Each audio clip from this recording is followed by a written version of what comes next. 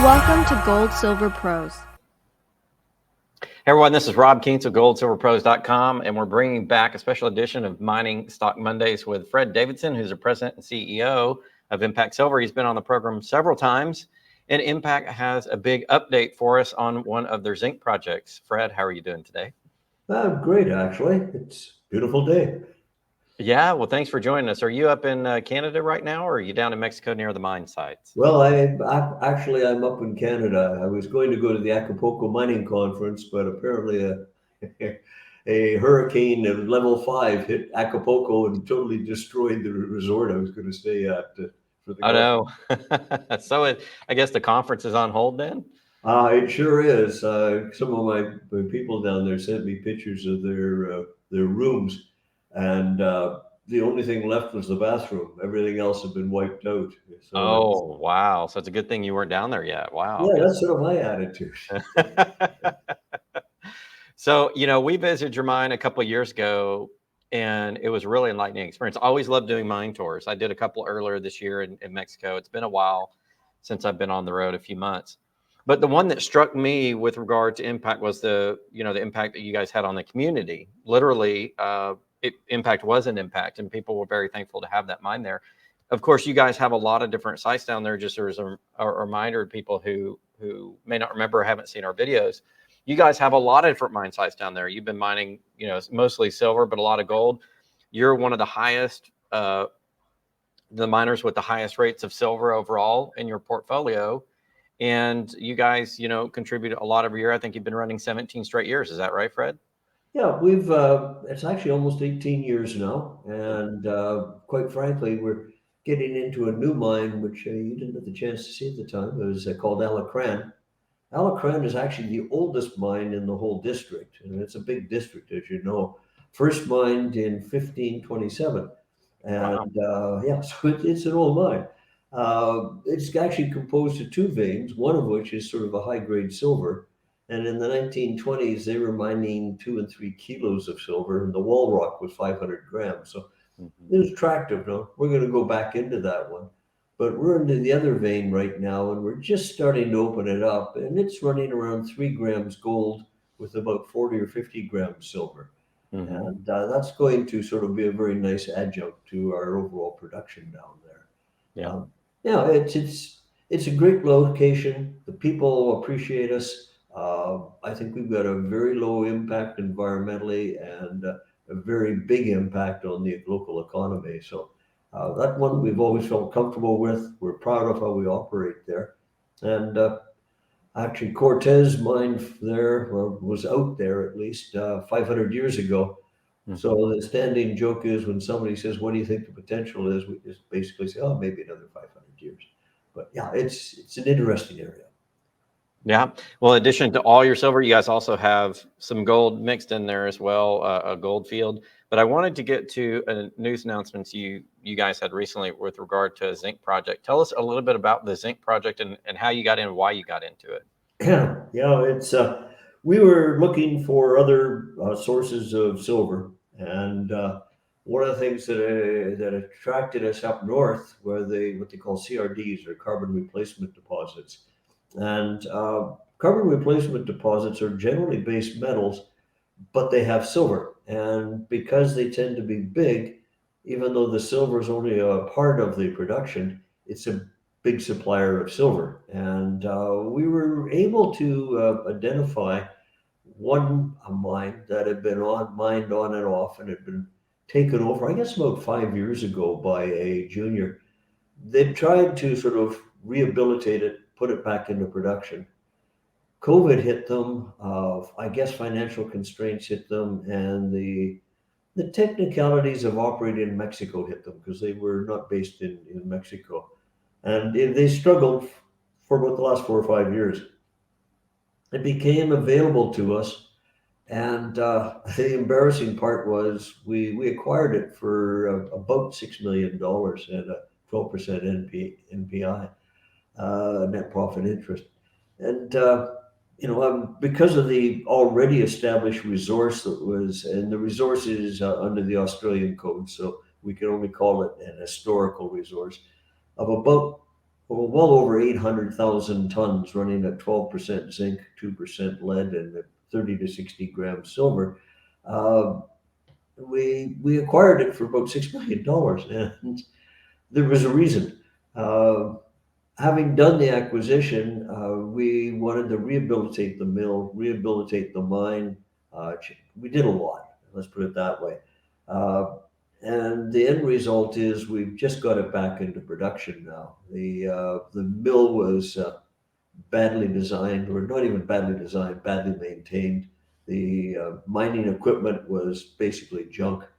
And underground wasn't particularly safe. It required screening and rock bolting to keep the roof solid, things like that weren't being done. So the end result is it took us probably 5 months to get it back. It's up and operating now. It's a small mine at the moment, about 150 tons a day. We're forecasting to get it up to 200 tons a day. But that's only because of the current resource. We've got a drill on property right now. We've got a second drill coming. And to date, they've only explored about 600 meters of the 6-kilometer strike length of this thing. It's currently open to depth. It's open basically in every direction. But what makes it interesting is you go north, in the very northern extension of it, we get into a situation where there's outcrops of copper and gold. And that's something we're going to have to be following up on in the near future. So there's huge exploration potential. There's production. The current resource, we think we can easily expand it substantially. And you can see the picture there. That's what happens. The carbon replacement deposit, what happens, you get the mineralization coming up and going into things like limestone, and it deposits. And we tend to think of it more like a chimney and mantle, where these chimneys, where they're going up, tend to be a little on the thin side. And then as you get into a widening area, it's called a mantle. And when you get one of those, you can get incredibly large production, especially when you're talking grades that we have here of 12% and above. Historically, some of the previous miners in this area were getting over 25% zinc. So that's virtually concentrate without having to even mill it. So prospectively, very, very high quality. Currently, we're back up in production on the small mine, but there's no question there's 3 options we see with this particular mine. One, if we just continue mining, silver or zinc rather, is probably at a low right now, and I think that's why we acquired it at the price.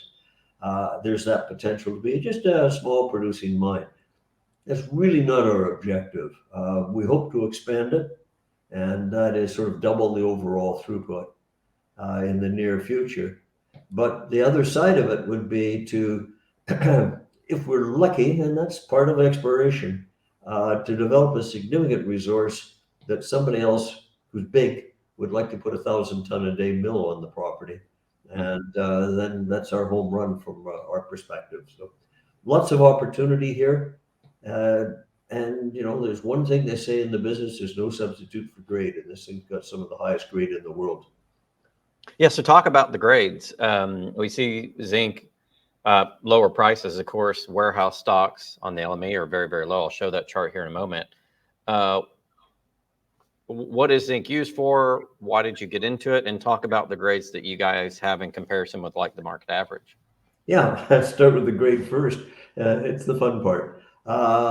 Basically, the average zinc mine produces at a grade of around 4% zinc. Excuse me, just chatting too much. 4% zinc. This thing is right now at 12% zinc on the current resource, but also 2% lead and a couple of grams, 30 grams or 60 grams silver. So by having grade, as I say, there's no substitute for it, because you can sort of be immune, if you will, to some of the fluctuations in the price of the metal. The other side of this location is somewhat unique. It's only about an hour and a half, 2 hours drive outside of Chihuahua, which is the city of Chihuahua. So it's well surfaced, well maintained. It's in a desert, so we don't affect people's social lives. And although it's in a desert, there's more than adequate water underground. So all the things you look for are there. Uh, what is zinc used for is the one that's is kind of exciting. Wind farms, for instance.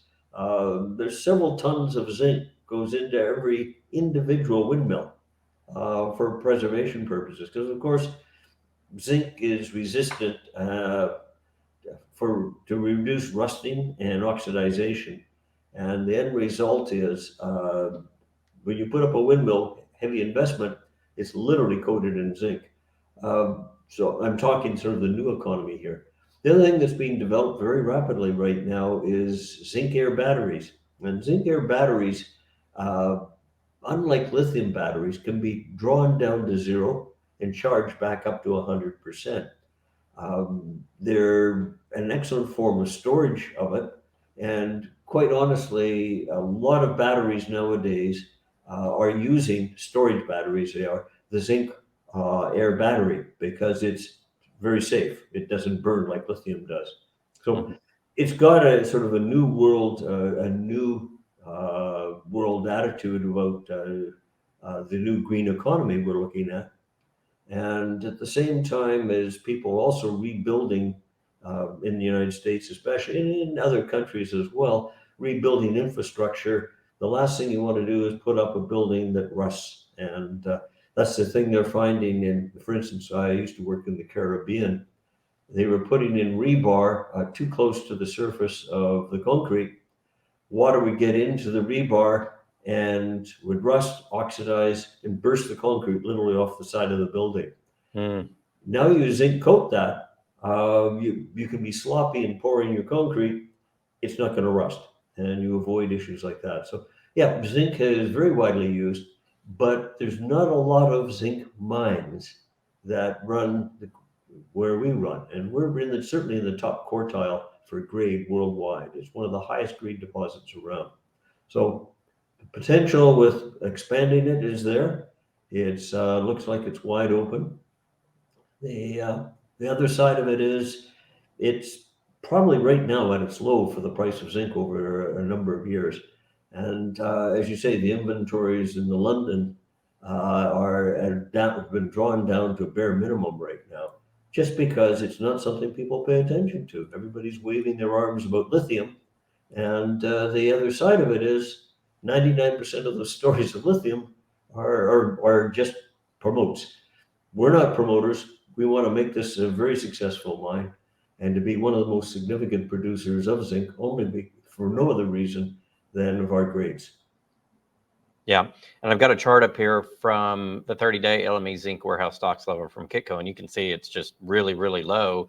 And there's an article that I have up from the essay. We'll read through some of that. It says the United Nations has labeled zinc a life-saving commodity, claiming that 200,000 childhood deaths could be prevented every year with increased access to zinc. It's also been included in critical minerals list for a number of nations with a growing recognition of its importance into the new energy equation, which you alluded to before. It's a $40 billion a year market, but most market analysts are predicting significant production shortfalls. According to International Lead and Zinc Study Group, zinc and lead are two most widely used non-ferrous metals after aluminum and copper. There are 50 countries that produce it, but given supply concerns down here, given some more issues, some political issues, access or the production of zinc has been restricted.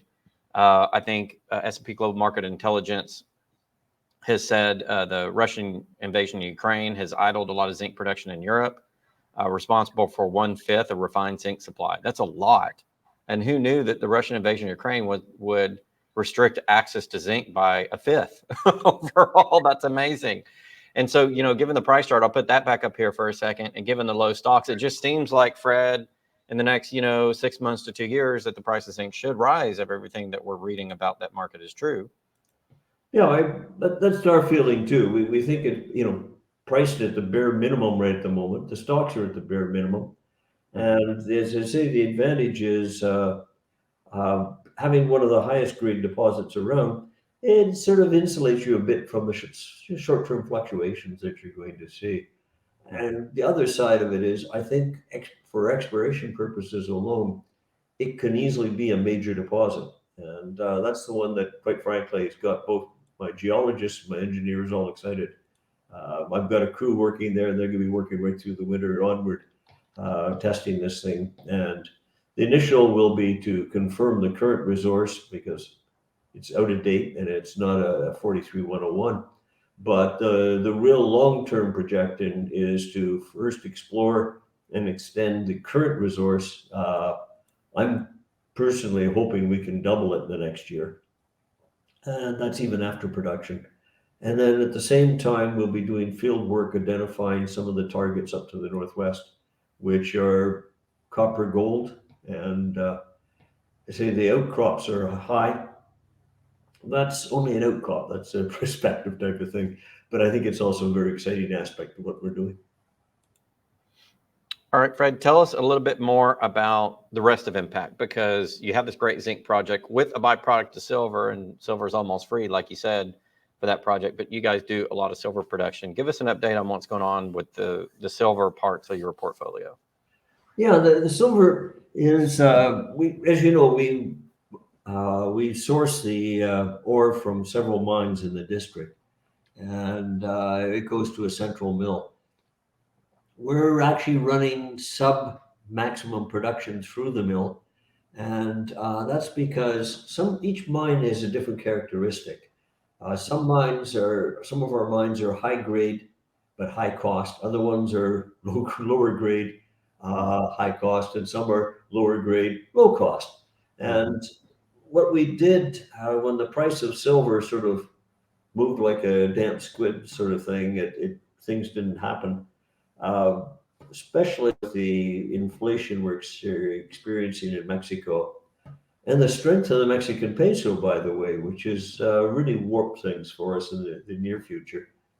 So what we did was we decided, okay, we're going to only produce from those mines which are positive contributors to the bottom line. So we actually shut down a couple of mines, and we're drawing from about 4 right now. And each one has its own characteristic. Some tend, as I say, to be higher grade and lower cost, and we like those.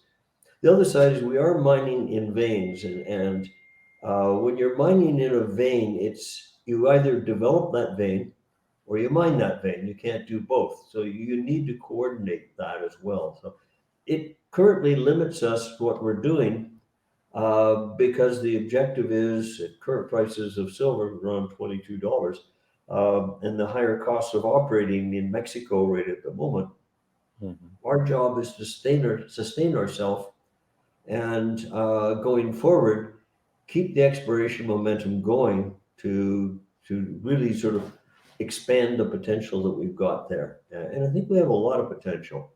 The biggest producer we have is the Guadalupe mine, and it's a very complex mine, very, very large underground. And it was first produced in 1529, so it's actually 2 years younger than that Alacran mine that we picked up. And it's got a lot of history. It's got a lot of mining. The veins in the mine itself will fluctuate. Some will be higher grade, some will be lower grade. Some are higher cost, some are lower. So we have to set that up and mine it. And the process is, you identify your target underground. You then do the workings to get to it. You then try and mine it. And again, that constraint is while you're mining it, you can't develop. If it's a good vein, you want to keep on developing. So it's interesting, let's put it this way.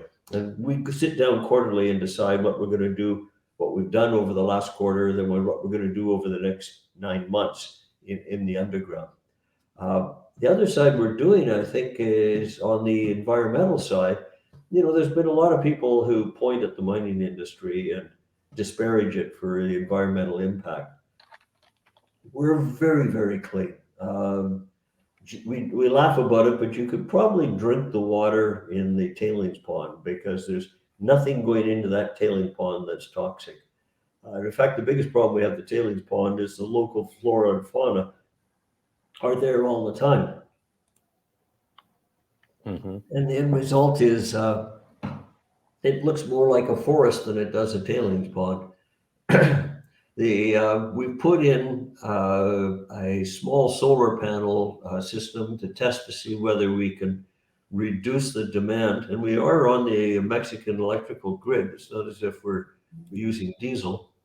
And the other one we've done, and this is sort of a standing joke, but it actually works very well. We're planting agave. And agave is a cactus that people use to make mezcal. Or tequila.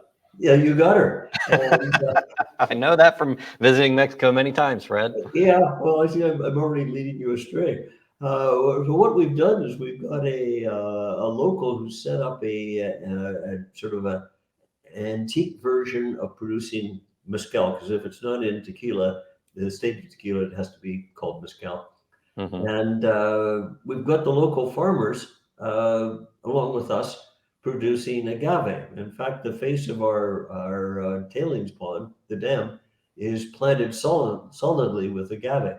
Mm-hmm. The idea being is we're trying to get a cash crop for the local farmers, and so they produce it and then they sell it to this local distillery. It's the better part of it, theoretically, for those who want to hug a tree, is that agave is one of the best collectors of carbon there is. It's one of the top 15 in the world. So we're doing that as just an aside, but I think it sort of gives you an idea that we want to do something that doesn't cost a fortune environmentally, that is positive for the environment, but doesn't cost us a fortune, because I think you can hang yourself in the long term running around trying to protect everything and doing nothing. So yeah, we've got that going. The second part we're doing is, I say, the alacran, and that I think is going to be very, very interesting, because it runs around 3 grams gold with some silver credits. And you know, when they first mined it, they were mining stuff that was like sort of 3 ounces gold. This has obviously been an historical area, and we're hoping to sort of go into areas that they never got into. So I think exploration-wise, alacran will provide some really interesting exploration. The 𝘎𝑗𝑍𝑒𝑙pan, the Guadalupe mine, we're just starting to explore what we think is the extension of the Guadalupe mine to the southeast. And we're hoping we're going to be drilling that in the next 6 months to 9 months. And if it's there, that's almost 3 kilometers away from where we're mining right now. We have reason to believe it is there. And if that's the case, then now all of a sudden we've just doubled the size of the 𝘎𝑗𝑍𝑒𝑙pan mine. So lots of exciting things happening there. Yeah, sounds like it. So if people are interested in investing in Impact, I've got your tickers up here, but tell people how they can get more information about Impact, Fred. Well, as you know, we're OTC now, but we have the website for Impact Silver. We tend to attend the conferences that give people an opportunity to talk with us directly. They can call us at the office at any time, or probably the easiest is email, because the calls nowadays get mixed up in the front desk. But yeah, they can get a hold of either Jerry Wong or myself, and we'd be pleased to bring people up to speed on what we're doing and how we're doing it. I think it's a compelling story, a little different than the traditional, I've got a lithium target, and we're real. We've been in production 18 years. We've got no debt. And we've got a good, solid balance sheet to carry us forward in the rough times. Well, Fred, it's been an absolute pleasure. I know it's been a while since we talked, but I always enjoy our conversations. Thank you so much for joining us on Gold Silver Pros again. Well, I'll tell you what, once we get the mine satisfactorily set up at Plomosas, we'll have to get you down to see what it looks like too. I'd love to. Yeah, it's been a while since I've been to Mexico. I need to come back and pick up some mezcal. Well, that's south, but I got a few bottles of the mezcal myself, so I'm sure we can arrange for some of our mezcal. It's really quite smooth, actually. Okay, well, good. Thank you so much, Fred. I appreciate your time. Take care.